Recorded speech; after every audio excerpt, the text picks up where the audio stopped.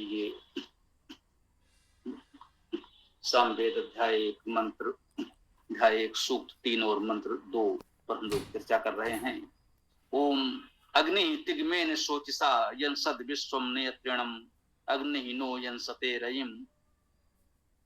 अग्नि वह अग्निगत स्वरूप परमेश्वर तिग्मेन कूट चाल द्वारा शोचिसा पवित्रता के साथ यंसत विश्वम नियंत्रणम विश्वम अत्रिणम सभी सतत गतिशील को नियंसत नियमन करता है। देखिए संपूर्ण विश्व ब्रह्मांड सतत गतिशील है। सूर्य आदि नक्षत्र ग्रह उपग्रह सब निरंतर गतिशील हैं और उनको वह अग्नि अग्रणी गत स्वरूप परमेश्वर नियंत्रित करता है।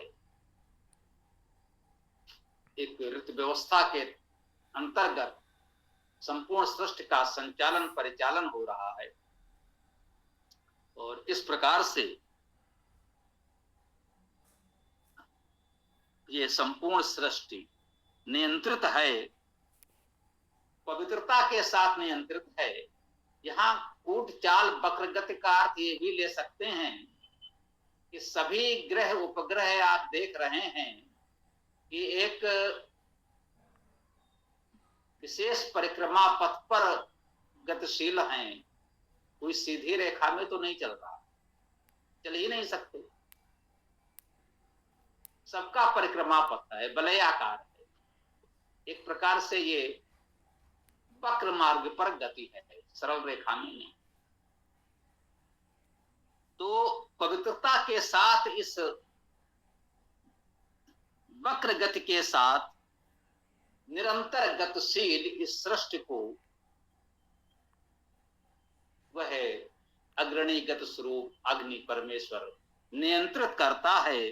अग्नि नो वंसते रयिम, अग्नि ही वह अग्रणी गत स्वरूप परमेश्वर नो हमारे लिए वंसते रयिम, वंसते क्रियापद है, वसता है बढ़ता है शब्द करता है, यह अर्थ किया गया है। वंसते में एक तो वस धातु है जिसका अर्थ बसना वास करना, और वंश धातु है शब्द करना उत्पन्न होना, ये बीज से उत्पन्न होना, ये वंश के अर्थ किए गए हैं। वन धातु है उसके भी कुछ ऐसे ही अर्थ होते हैं। तो वन से भी ये वंश हो सकता था, जैसा भी जिस विद्वान ने अर्थ किया हो वो सब हमें स्वीकार्य होना चाहिए। वंशते रयिम, वह रय को उत्पन्न करता है। शब्द करना का अर्थ ग्रहण करें तो कह सकते हैं वह रय को बताता है, शब्द करता है, उसके विषय में जानकारी देता है। और वंशते उत्पन्न करना का अर्थ लें तो वह रय को उत्पन्न करता है। रय क्या है? रय में रय री धातु है जिसका अर्थ चलना जाना है, और री रय धातु का अर्थ शब्द करता है, अर्थात शब्द गति को। रय के अर्थ दो हुए, शब्द और गति। हमें वाणी और प्रगति को प्रदान करता है। हमारे लिए नो हमारे लिए वंशते रयिम, रय को उत्पन्न करता है, अर्थात वाणी को शब्द को और प्रगति को हमारे लिए उत्पन्न करता है। पहले वेद वाणी है या हमारे लिए जो वाणी की विशेष शक्ति है, जो सृष्टि में संव्याप्त शब्द ध्वनि है, इन सब को यहाँ इस शब्द में ग्रहण करेंगे।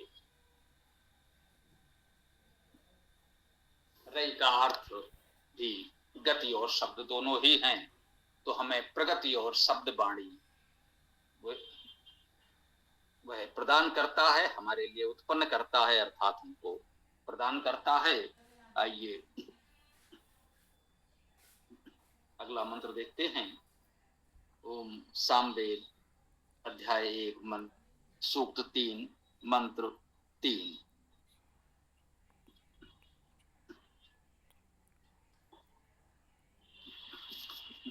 ओम अग्नि मृड महानसी अयः आदेवयुम जनम येथ बरही आसदम।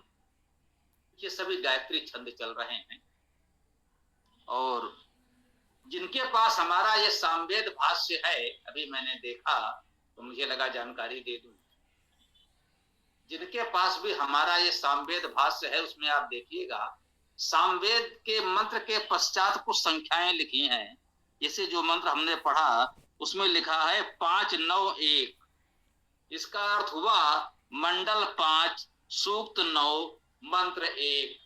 अब आप कहेंगे अभी तो हमने पढ़ दिया सामवेद अध्याय 1 सूक्त 3 मंत्र 3। अब इसमें ये 591 मंडल 5 सूक्त 9 मंत्र 1। जो वेद से परिचित हैं वो समझ गए होंगे ये ऋग्वेद की संख्या, क्योंकि मंडल केवल ऋग्वेद में होता है। एक सूत्र संकेत हमने लिख दिया है, जो जानने समझने वाले हैं वो समझ जाएंगे, अन्यथा कोई बात नहीं। आप सामवेद पढ़ रहे हैं, पढ़िए। सामवेद के लगभग सभी मंत्रों के पश्चात ये संख्या दी गई है कि यह मंत्र ऋग्वेद में कहाँ आया है, क्योंकि सामवेद के लगभग सभी मंत्र आपको ऋग्वेद में मिल जाते हैं, ऐसा बताया गया है। तो भी मुझे लगा ये भी कह दें। वैसे कुछ लोगों के पास तो हमारा सामवेद है, आप समझ गए हैं इसका अर्थ है, अन्यथा पूछा होता कि ये संख्या क्यों लिखी है, तो ये कार्य भी कर दिया गया है। अग्नि, इसमें अग्नि ये संबोधन में है, हे अग्नि, हे अग्निगत स्वरूप परमेश्वर, मृड सुखी करो। मृड का अर्थ सामान्यतः सुख देना, सुख करना, सुख होना से लिया जाता है। मृड धातु सुखी होना और सुख देना। तो मृड का अर्थ हुआ सुख करो, ये क्रियापद है, मध्यम पुरुष एक वचन में, सुखी करो। महानसी, आप बड़े महान हैं। हाँ भाई, हम कह रहे हैं हे अग्नि हमें सुखी करो। क्यों भैया, आप तो बहुत महान हैं। महानसी, आप बहुत महान हैं। अयः आदेवयुम जनम। अयः, अयः में ई अय धातु होगी, इसका अर्थ होगा गति करना।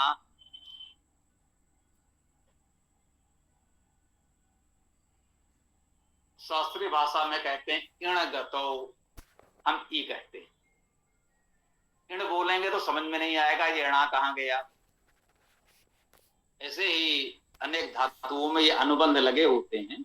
जो परंपरागत तरीके से गुरुकुलों में संस्कृत पढ़ते हैं उनके लिए इसका कुछ उपयोग होता होगा, साधारण लोगों के लिए उसका कोई अर्थ नहीं है। वो अध्ययन काल में उपयोगी है। ये व्याकरण में कहा जाता है अध्ययन काल और प्रयोग काल। वो अध्ययन काल में उपयोगी है, प्रयोग काल में उसका कोई उपयोग नहीं है। हम आपसे वही बताते हैं जो प्रयोग काल में उपयोगी है।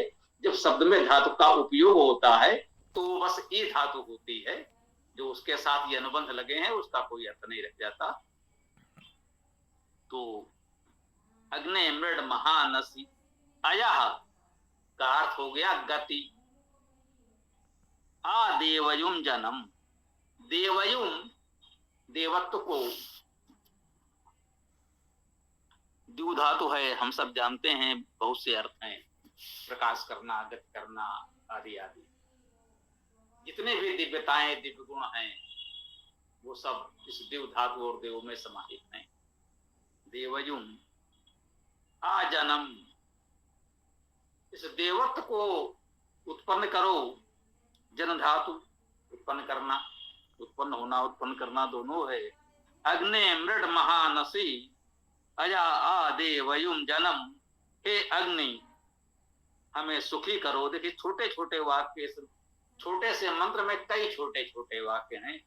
अग्नि मृड, हे अग्नि सुखी करो। महान असी, तुम महान हो। अया आदेवयुम जन्म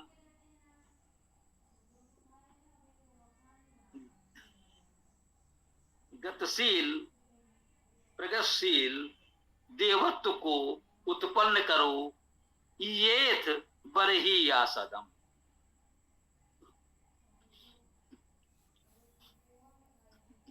येथ में भी वही ये धातु गति करना, चलना जाना। येथ गति करो, चलो। बरही ब्रह धातु बढ़ना, वृद्धि की ओर चलो। चलो तो वृद्धि की ओर चलो। आसदम आ उपसर्ग सम्यक समन्तात, सदम सद का अर्थ बैठना, स्थित होना। चलना भी है, पहुंचना भी है। सदन होता है जहां लोग बैठते हैं, उसे सदन कहते हैं। तो ये तो बड़े ही या सदम कह रहे हैं, उस वृद्धशील सदन की ओर चलो। जहां वृद्धशील लोग बैठते हैं उधर चलो। जहां बड़े लोग, बड़े विचार वाले वृद्धशील लोग बैठे, विद्वान बैठे, वहां चलो। तो कुछ हमें भी विद्या, सदुपदेश, उत्तम मार्गदर्शन प्राप्त हो और हम भी वृद्धि कर सकें। तो अब यहाँ पर हम अपने इस मंत्र व्याख्या को विराम दें। आप लोग जो भी चर्चा करना चाहें कर सकते हैं। ये विचार ठीक ही है। वेद तो महत्वपूर्ण है ही, घर घर वेद, जन जन वेद, ये तो हमारा महत्वपूर्ण अभियान है ही। सब तक वेद पहुंचाना है, वो हम लोग कर ही रहे हैं। परंतु ये भी ठीक है कि वेद पढ़ते हुए हम कुछ अन्य व्यवहारिक सामाजिक समस्याओं से मुंह नहीं मोड़ सकते, क्योंकि उस दिशा में बहुत से नकारात्मक बातें हो रही हैं। तो अच्छा है कि हम लोग कुछ समय ऐसे प्रश्नों पर सकारात्मक दृष्टि से विचार कर लें। लोग समस्याओं की बहुत चर्चा करते हैं, समाधान की बात नहीं करते।